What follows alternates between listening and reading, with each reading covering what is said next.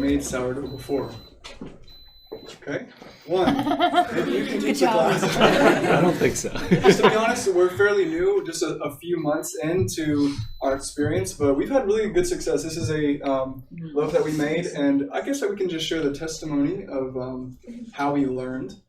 In our immigration, I would visit Sabrina, and we had to kind of jump back and forth the first few months of our marriage. And we had to quarantine actually in Canada. So we quarantined with a young man named Jonathan. He's from Poland, and I think he's 28. Anyways, he has a beautiful garden, very similar style garden to what we have. And he tries to do as much fresh food from his garden, and we felt really good while being there. 2 weeks was like, wow. We were just thriving. And he taught us this sourdough recipe. And as you saw on the invitation, the sourdough starter, you'll be able to take some home. We'll cover that more later. But it's like over 100 years. I think he even said it's like almost 200 years because it's passed down from generation to generation. Anything you want to say? Yeah, so I just wanted to share that I was very, very intimidated at the thought of ever baking my own bread, just because it wasn't something that was done in my house growing up, and none of my friends that I knew did it either. But it's so strange because, bread has been such a staple part of the human diet for centuries. And I feel like it's just pretty recently that a lot of homes have gotten away from baking it themselves because it's available in the grocery stores, right? So I never really saw myself baking my own bread, let alone sourdough bread. So I was just really amazed when Jonathan taught us how easy it is. It's really not difficult at all. And so that was just really a blessing to me. And also, at the time when we first met Jonathan, I was avoiding gluten completely. I had cut all wheat products out of my diet for at least 2 or 3 years at that point. And but when we were at his house, he had just freshly baked a loaf of bread, and it smelled and looked so good. I was like, I don't care, I'm just gonna splurge and try some. And I found that as I continued enjoying his bread, that I digested it completely fine. And so I think there's a couple factors involved there. He uses only organic wheat. And I've discovered since then that a big part of the digestive problems I was having was from the pesticides used on the food, not on the food items themselves. Specifically, Roundup, glyphosate, which they spray on the wheat crops. It's tragic. Wheat especially is sprayed like several times before harvesting, and one of the times is immediately before harvesting. So I personally think that's a big reason why there seems to be such a huge problem with gluten. Everyone's becoming gluten intolerant. I think a lot of the people might just actually be allergic to the pesticides. They've actually shown studies for that. Yeah. So that was the case for me. So I found out that as long as I eat organic wheat, I'm completely fine. But also sourdough can also be much more easily digestible for people that do have gluten intolerance, because the sourdough itself starts to actually break down the gluten molecules before you eat it. So so even someone that does have gluten intolerance, which a few of the people at our ministry here try to stay away from gluten, but they might be able to digest the sourdough okay. So. Yes. And sourdough is a living organism. It's a bacteria that grows and it breaks down. Sister, where are you from? Japan. Japan. So in Japan, they eat a lot of rice and noodles, right? Yeah. I love rice and noodles. So if Jesus walked in Japan, he probably would have said, in Matthew chapter 4, he says, man does not live on bread alone. But if he was in Japan, he'd probably say rice alone. But bread was a staple for the Hebrew people. So he says, man does not live on bread alone, but every word that proceeds from the mouth of God. And so that is really encouraging for us. And so if you have a Bible in your house and you never open it, never read it, it's the same as taking this starter home with you and letting it spoil in your fridge and never using it, never baking bread, because you actually have to eat the bread to get nourishment from it. And we see that parallel with bread, because you actually have to eat the bread, and the same with the Word of God. You have to open the Word, you have to consume it and meditate on it. And so that's just a really cool object lesson for us that we like to share while we bake bread. All right, well, we'll get started, and she's going to weigh our flour out. Yes, so we use all-purpose flour. This is organic as well. We do have a kitchen scale, which we use, and some of you might. If you don't have one, we also included the cups, conversion, but we go by ounces. So you just turn that on, and then you want to, just make sure it's zeroed with the bowl. And then we are going to do 18 ounces of the all-purpose flour. Is this the same recipe that Jonathan gave you guys? Mm-hmm. Yes, very similar. He doesn't use spelt. He uses like a hard red, whole wheat. So he uses like all-purpose, 18 ounces of all-purpose, and then 14 ounces of like just whole hard. And he actually has a Wonder Mill, so he grinds it himself. It's always better to grind your wheat yourself if you can. It's really nice that way. Okay, so we get that to say, let's see, 1 pound, 2 ounces, which is 18 ounces. And then we add the spelt. So yeah, like I think Malcolm just said, you can use any type of whole grain flour that you like. We like spelt, so that's what we use. And you're going to have 2 pounds of flour in total. And then you are just going to add 2.5 teaspoons of salt. So we like to use the Himalaya salt. After she adds the salt, we'll cover some of our little utensils here. This is called a Danish dough whisk. It is pretty sturdy because you'll see why we're going to be mixing the dough with this. So you need something really strong. This is just a dough scraper. And by the way, it takes about 16 hours. You want to usually prepare your dough. What we're doing now, the night before, and then the next day you'll be baking. So we're cramming 16 hours into an hour. So bear with us. Yeah. So you'll see how we use these different tools, and it'll make sense to you. So this is Danish dough whisk. Something would be helpful because you're not going to be able to stir this stuff with a regular whisk at home. However, some of you may have like a KitchenAid, mixer yourself. So you're going to whisk those up? Yeah, so I'm just going to mix this very thoroughly together. To prepare the starter, you obviously want to combine the wet ingredients separate at first. This is my starter. This is the jar Jonathan gave us when we came down last. And so I'm going to be adding 2.5 cups to this bowl. I only have 2 cups here because it's a 2-cup, so I'll have to refill. In total, it'll be about 3, but we're going to start with 2.5 and then slowly add until we get our right texture. Thank you. Malcolm, do you recommend, like, as far as the water that you're using, should it? Yes, a good question. Purified water as clean as possible. We have a reverse osmosis. The chemicals that are in the city water can affect the rising of the bread. That's true. Because they might inhibit the bacteria. What about spring water? Yeah, that'll work. Yes, any filtered water basically is what you want. Right. And so I'm going to add approximately a 1/2 cup of starter. I'm going to stir it first with this guy here. You see I'm using wood, we're using glass, obviously stainless, but we really want to keep glass and wood with the starter. There's kind of some controversy online. People are saying, well, even stainless steel is kind of not so good for basically the bacteria. It can kind of damage it because metal has little ions. Especially they said aluminum, don't use cheap metal. Use stainless. If you're going to use metal, use stainless. So anything to say? Yeah, just the metal ions can react with the acid that the sourdough produces. So yeah, most people say stainless steel you're probably fine, you'd be safe.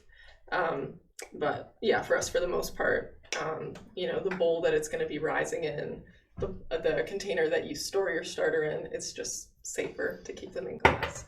So, and also something with the starter, depending on how long you want your bread to proof for, you can use a little bit less or more starter, because this basically just determines how fast it's going to rise, how much time it's going to take to grow. You can see we have our dough over there that it has been growing overnight. So actually with that one, we needed a bit of a longer time frame between last night and this afternoon because we usually bake our bread in the morning. So we only did a 1/3 cup of starter in that one, but we typically do half. So. You notice this is stainless steel. I used a stainless steel measuring cup to add the starter. If it's in there for just a few moments, it's not going to make a big difference. It's more like you don't want to store it and expose it for a long time. So then you just want to mix the starter into the water really well. Does it matter what the temperature of the water is? No, again, if you use warm water, it'll make your bread rise faster. Yeah. If you use cold water, it'll rise more slowly. We typically use water that's fairly close to lukewarm. So it's not going to damage the bread either way, it'll just affect the rising time. So you'll have some nice looking milk here. Some almond milk. Bread milk. So yes, then you just carefully add that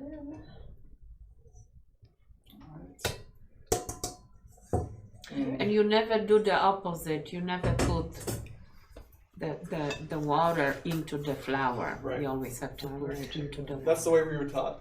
Yeah, You guys are welcome to experiment, but No, this it's turns out bad. good. That's the way. I've made it. Yeah, it's Shannon, did you give me one more half cup? Remember, I put 2.5 cups first, but we will use almost 3 cups entirely. But first, you just want to kind of see where you're at with this. And so we are going to have some volunteers today, eventually, for kneading. But also, if anyone here wants to, once I get this to a little decent texture, you can kind of feel it and kind of get an idea of what it feels Where like. did and you it buy looks like. that mixing tool? Amazon. We literally ordered like a sourdough kit off of Amazon. So it came with the dough whisk, the scraper, the proofing bowl, which we'll talk a little bit about later. So convenient. Yeah, and we got this nice Dutch oven. Yeah. How much was that starting heat? This was on sale for like $35, which Dutch ovens, they're expensive, like at least $100. So I was very thankful for that. And I think the starter kit was $15, or the dough kit. Yeah. So yeah, as you can see, as he's stirring it in, it's pretty dry. It's obvious it needs more water. But depending on the different type of flour you use, it might be a little different as well. So I'm gonna see as you go. You want to add it all at once, just kind of see where you're at, because it's almost kind of strange how it's like, oh, it's really dry, then you add like a little splash of water, and then it gets really, the texture changes a lot quickly. It's just suddenly perfect. Now, if you add too much water by mistake, does it get ruined? So what Jonathan told us, what I remember him telling is, if you add too much water accidentally, you can add a little bit more flour, but it's just going to be kind of awkward to mix it in. It's going to be difficult, right? I'm going to add a little bit more water. But not really. We'll show you whenever we do some kneading, because you have to knead this thing 3 times. And then once the 3rd time, then it's done for the night. You cover it with a plastic bag. We'll get there. But once when you knead, you have to get your hand wet. So maybe just like try and get it less wet, just to not add more water, So, because a little bit of moisture is not going to hurt it. It'll be fine. Okay, I think this is almost where we want it. So you want it to be firm, but still gooey. And you'll see like little dry pieces of flour, and you just want to keep working it until you don't see any more dry flour whatsoever. Keep turning it. It could take a little bit more water, but I won't, because then if I get it to this point, then I will just get a little extra water on my hand once I'm kneading it. So we'll show you that part here in a moment. Who wants to feel it? Does anyone want to see what it feels like with the whisk, just to get a sense of what the texture should be? I want to. Yeah, please. All right. Don't be shy.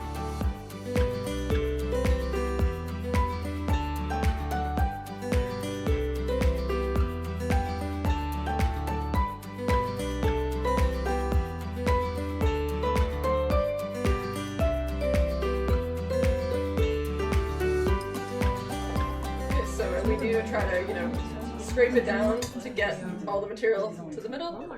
So, because there probably will be a lot that, get stuck on the edges as you're doing that. We're going to cover it just like it is for 10 minutes. So we'll set a little timer. We'll just put it over here for now. We were also just going to mention at this time, these are the little starters that we made for you guys. So you'll each be able to take one of these home. So this was all from, is our starter back in the fridge now? Yeah, so they're all the babies of our starter. and We've We've been been like feeding them started like all 2 weeks week. ago. Yeah. We started sectioning off in little yogurt jars. So I encourage you when you take this home, put it in a bigger jar. Add about 4 ounces of flour. Yeah, so the typical ratio that people go by, we honestly didn't know this until we were doing more research this week. So we've just been adding approximately equal amounts of flour and water Just to been our eyeballing starter. it, kind of mixing it. Just what looks like a good amount, we mix it in, and that's been good for us. But what they recommend is about 4 ounces starter to 4 ounces flour and 4 ounces water. And it's that type flour there? Yes, Yeah. so we feed this with this because it's less expensive for one thing, and it still works really well. It's organic, and yeah, so we use the all-purpose flour to feed that, and we save the spelt or whatever other flour you use. And how often do you do that? So you want to feed it at least once a week. For us, we make bread at least that often, sometimes twice a week. So we just feed it immediately after we take some out, once we're done. Why don't I feed ours right now? Yeah, you can show them that. Let's do that. But if you're not gonna bake bread that often, then you do want to make sure that you're feeding it at least every 7 to 10 days. Or it So can- it'll keep growing then, you'll have more and more of it? well, if you keep taking from it, then you're pretty much just replenishing what was there. So, and if it gets to the point where it's too much, you can separate some off and give it to a friend.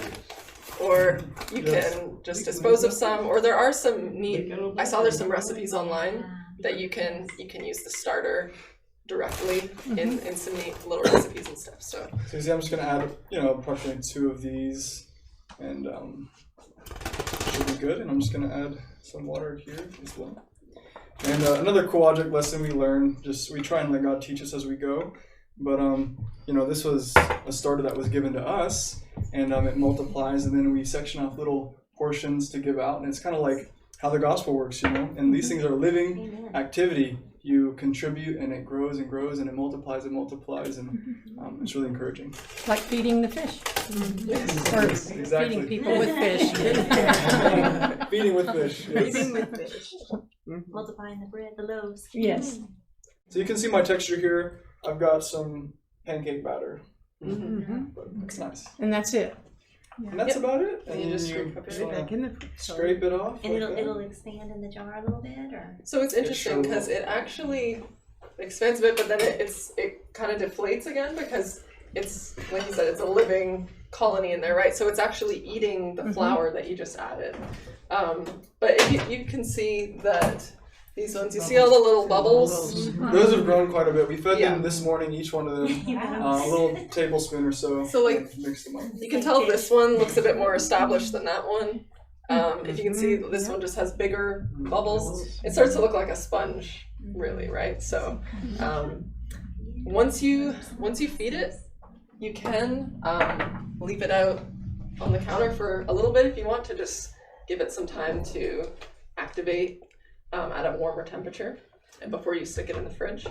But we've pretty much just been putting ours right back in the fridge after we feed it, and it seems to do fine. So yeah, it's kind of a trial and error. Yes, ma'am. Dumb question. You used the term several times to proof your bread. What does that mean? Proofing is just once you knead it and you let it sit overnight. That's what it's called when the bread is just left to rise. It's called proofing. Okay. Yeah. It's proving itself. Sure. Yeah. I'll do just the first little bit to get my hands. My hands are clean. I washed them just a minute ago. So you do want to use filtered water, just like we said. Just get your hand nice and wet there. And I'm left-handed, as you can see. You can use your right hand. But I usually go and I just dive right into the side like that. And I start folding on top of itself like this. So you really want to force your hand under it and then over So and on sticky top. it is. Yeah. So it gets really sticky. So you just dip it. Yeah. Shake That's it. basically what the water is for keeping your hand from sticking to the dough too much. So we'll cover it again. Can you do that? I'll wash my hands. So then this time you set 15 minutes. So you do 10 and then 15, 15. So we wanted to add a little bonus recipe in for you guys. It's on the back of your sheet as well.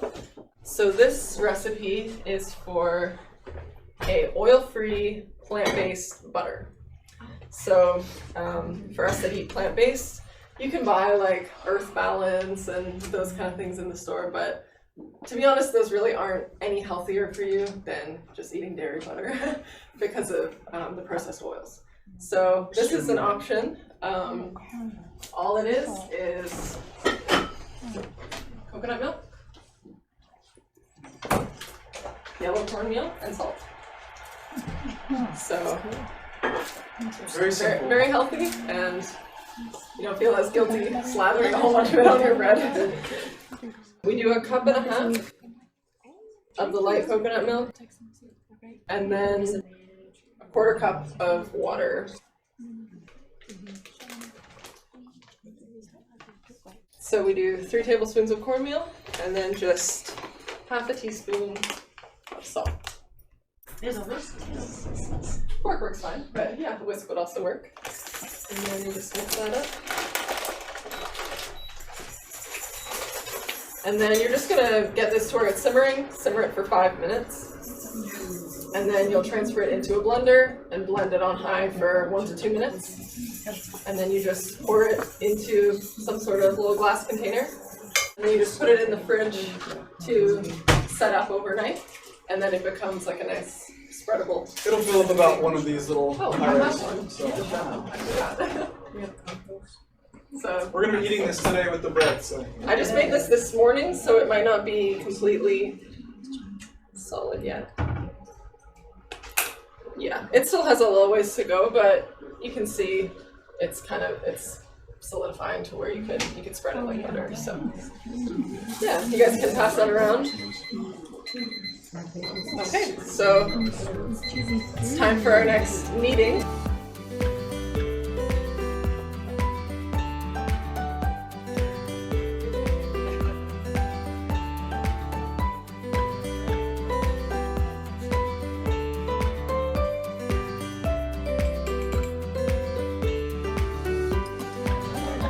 Okay, so then we cover it again, and there'll be one more meeting.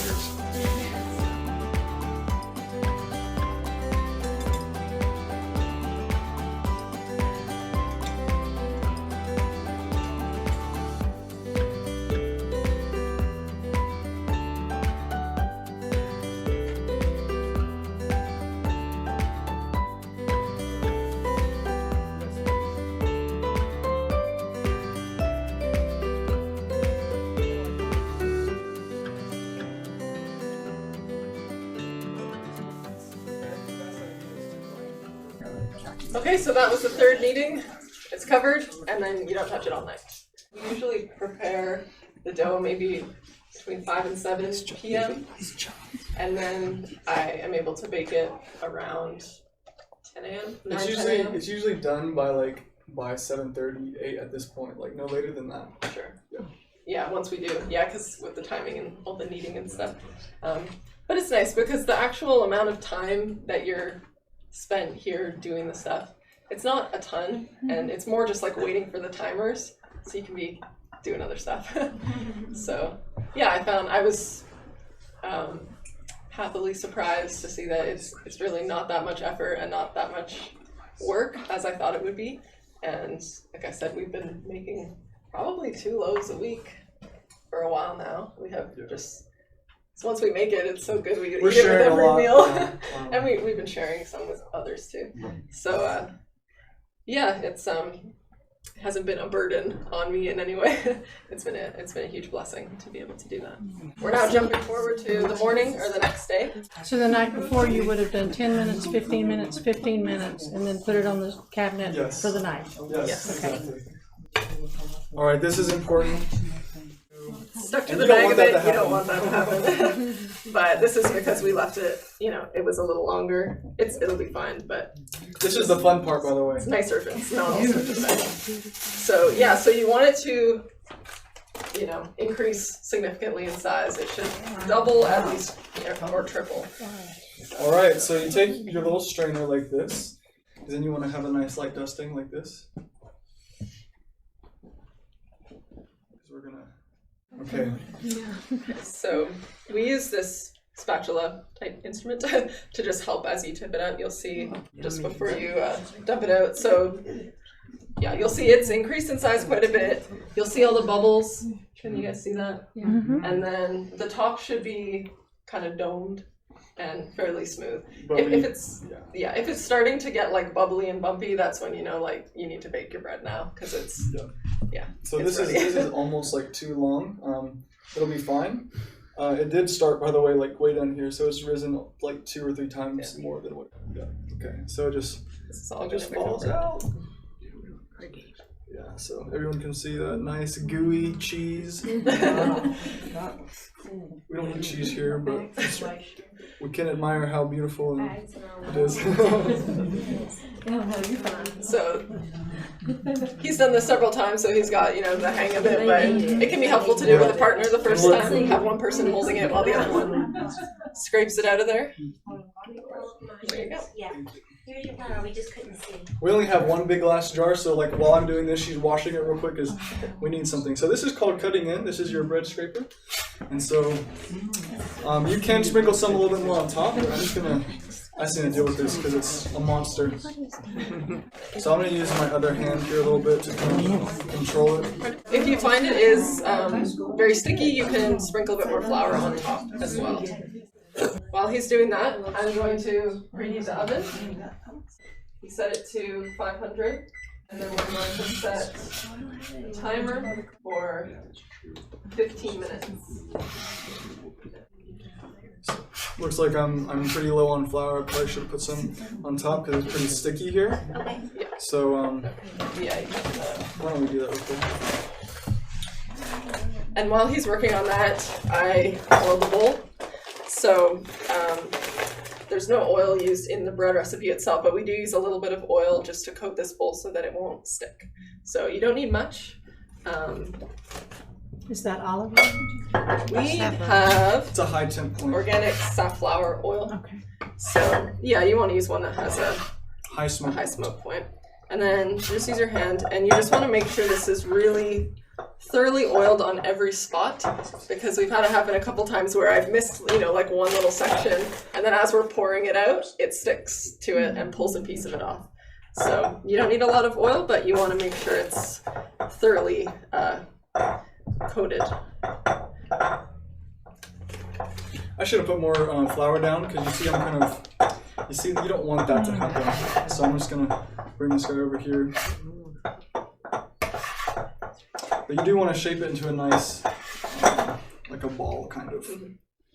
Typically, like you wouldn't even flip it so many times. It would just be, a couple turns and a couple pulls and. And this may be because we've left this one Yeah, a little that's what longer it seems too. like. It's a bit more airy and sticky. So he's just gonna plop that right into there. It'll usually be a little bit more firm, so Yeah. this is more gooey than typically you would expect. But it's fine.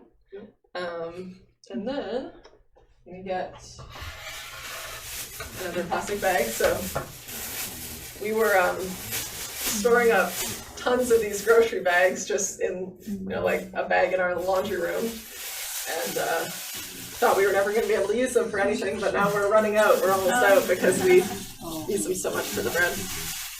But they work really well, so just cover that again. And once that 15-minute timer goes off, we're going to put the baking vessel into the oven to actually preheat the vessel itself before putting the bread into it. So that's just what you'll do typically in the morning. And yeah, if your schedule is so that you can only prep the bread in the evening and also bake it in the evening, evenings are pretty much your only free time, you can keep your bread, this one, as it's proofing in the fridge, and it'll rise much slower. And yeah, it's just kind of a trial and error to see how long you can go with that. But we did do that one time where I wasn't able to bake it until like 5 p.m.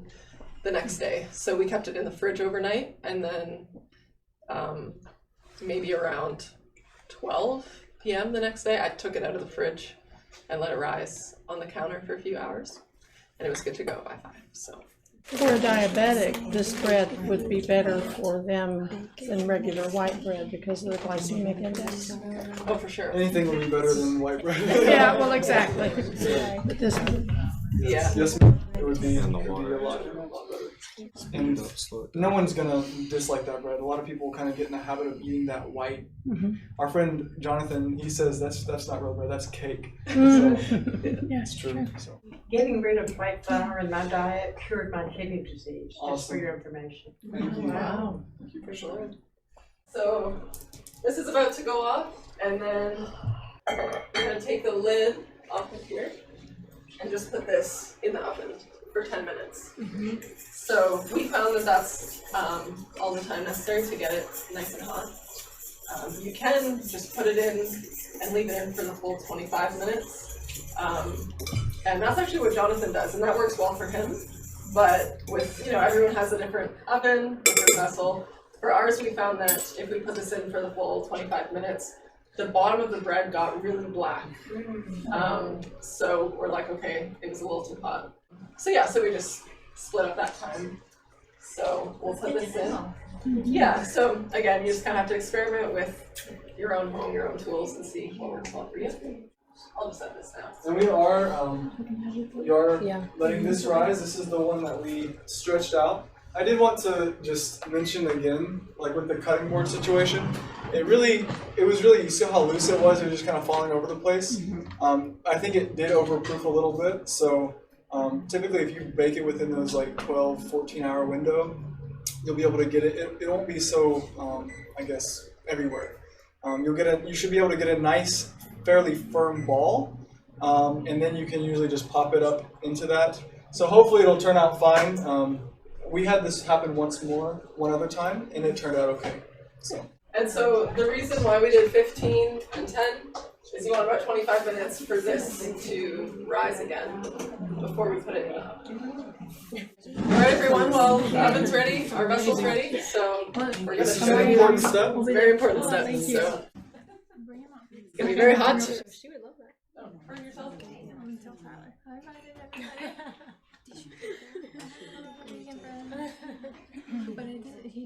I want to show you all real quick. We have this. This is like corn. It's like corn grits, fine corn grits. We sprinkle on the bottom. It gives it a nice little design there, and it also kind of protects it. So just put a nice layer on the bottom. You sprinkle it in. And, I found that also helps, like putting a good layer on the bottom keeps the bottom from getting as dark. It kind of provides a little layer there, I guess. Is that the same stuff I'll you put a made little the more butter on the with? side. No, so that was cornmeal. This is fine corn grits, Gotcha. so it's a bit bigger. and you haven't greased that pan with anything. we have not. No, you don't need any more any kind of grease in this one. 'Cause- Okay. All right, so everyone's ready to go in there. all right. You can see it's grown quite a bit. Everyone, be careful to not touch the sides of the pan. Yeah. So you want to pour it in very gently. All right. Yeah, you just want to pour it nice and gently. You don't want to plop it in there because it can deflate the whole loaf. So you cover it, you put it in. So you put it to 490, put your bread in, and then you're going to set the timer for half an hour. Right.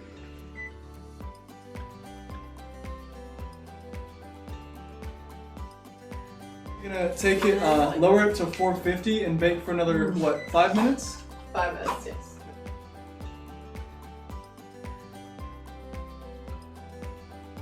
So this is our last step, everyone. We're going to take the lid off. Ooh, nice, yeah. Oh, Yeah. yes. So, so then you just do about 5 to 10 more minutes, depending on how the crust looks. If you feel like it could get a bit darker, you could do 10 minutes.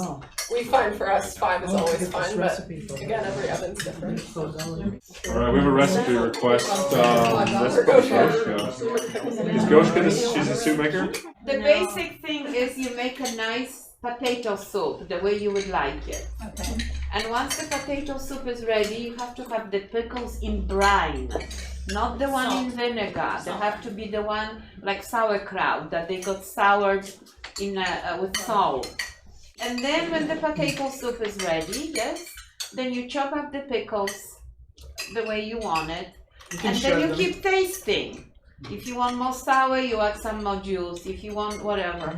I use quite a lot in this because I like it on the sour side. In Poland, we had a big blob of sour cream on the end. But I use soya milk, like 1.5 cup to make it white.